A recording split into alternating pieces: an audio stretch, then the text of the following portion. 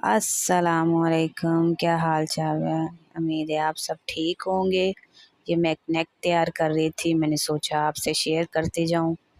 मैंने इसकी जो चौड़ाई है वो 3 इंच ली है और इसकी लंबाई मैंने 16 इंच ली है। और जो मैंने सेंटर से इसको कट लगाया ना, वो मैंने लेस के अकॉर्डिंग इसकी मेजरमेंट करके ना, तो उसी हिसाब से मैंने लगाया है।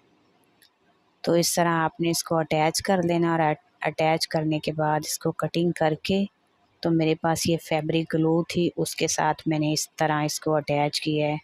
पहले आपने छोटे छोटे कट लगाने हैं और ताकि ये अच्छी तरह मुड़ जाए।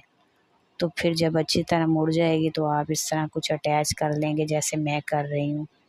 उम्मीद है आपको ये नेक पसंद आई होगी। प्लीज़ मेरी वीडियो को लाइक करें, मेरे चैनल को सब्सक्राइब करें और मुझे इसी तरह सपोर्ट करते रहें। ओके, अल्लाह हाफिज़।